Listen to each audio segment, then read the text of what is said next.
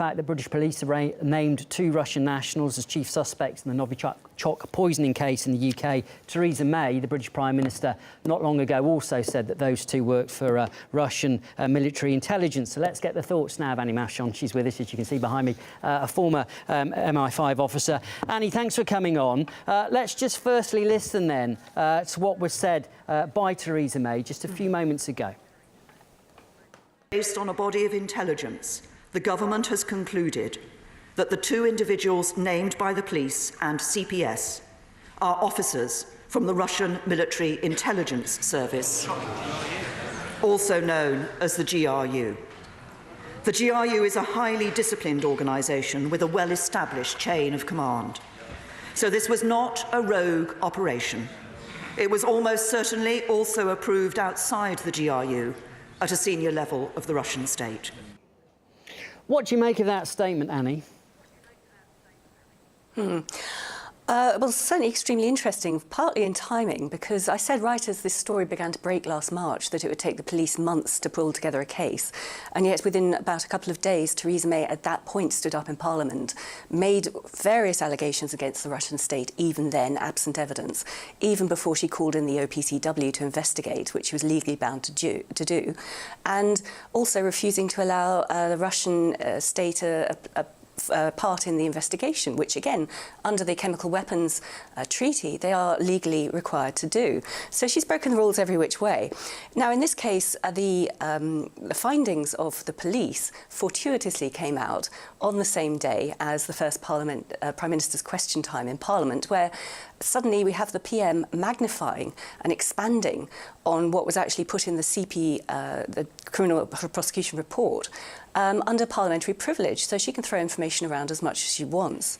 It's very concerning, and I think one key point around this is that it will never come to court, because under the Russian constitution, Russian nationals cannot be extradited. So what this is effectively is a sort of trial by media, putting in bits of evidence that, you know, look pretty compelling, but will be never tested in a real court of law.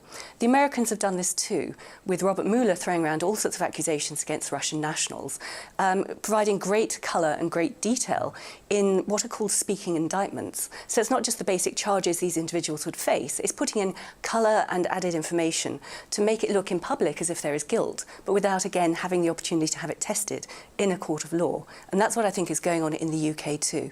If you looked at the evidence that was provided by the British police, assuming that these are GRU officers, does it surprise you the way they behaved and perhaps the way they tried to dispose of the material? Did it look like a professional job? Not so much from what I've seen so far, no.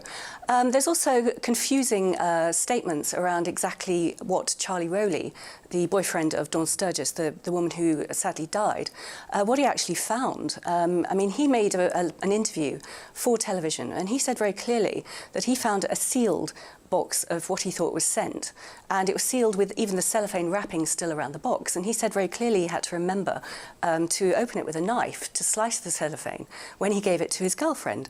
So on the one hand, the police are trying to say, oh well, these 2 amateur yet very professional GRU officers just dumped the scent bottle they were using to try and kill the Skripals.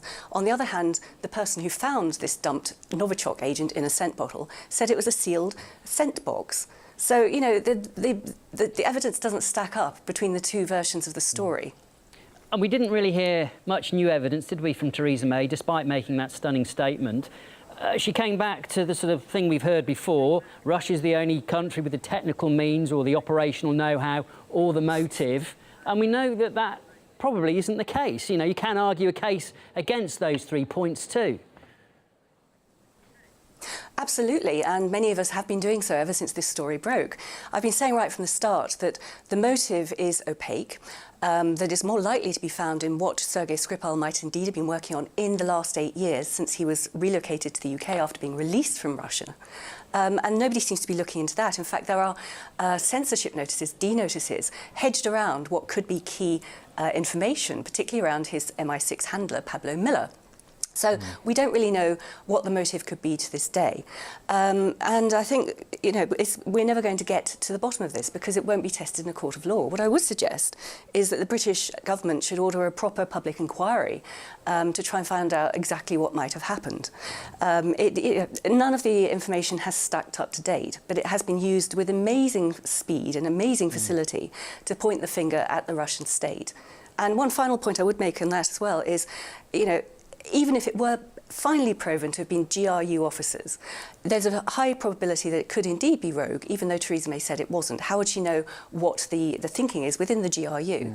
And this isn't something that would be confined just to the Russian state. I mean, the British intelligence agencies, the American intelligence agencies carry out operations without the required oversight and permission from their notional political masters too. So, all of these different variations, all these variables are thrown into the mix of what remains a very opaque case. Annie, just finally, I know also Theresa May wrapped up by saying that this fits a pattern of Russian behaviour too, and she sort of wheeled out the argument she was wheeling out a few months ago. But again, it doesn't really add to, in any sort of real convincing way, extra information that would make you think, oh goodness, yes, it's clear that Russia did it. I was just left feeling, well, this is everything you've said before. The only extra bit we have is that British intelligence officers, without explaining exactly how, believe that these work for the GRU. That's the only extra bit. But again, where's the transparency? How do we know that that is actually correct? Absolutely, and we probably never will if it's the assertions of the intelligence agencies. That is the problem. As I said before, I think we need to try and find what the motive could be. And again, I've said right from the start of this story, I can't see what the motive would be for a Russian state-sanctioned hit on a former officer of the GRU who betrayed his country, was caught, imprisoned, released under pardon and swapped in the 2010 spy swap with the American spy circle. So if they'd wanted to penalise him more heavily, they could have done it before they released him. So it doesn't make sense that they would try and carry out a hit in the country that was trying to provide him with protection and asylum, unless they wanted to prove perhaps that MI6, whose duty of care he was, actually can't protect their agents when they have them in safe haven in the UK, which is a rather embarrassing thing for them to have to admit. Beyond that, though, the motive is not clear.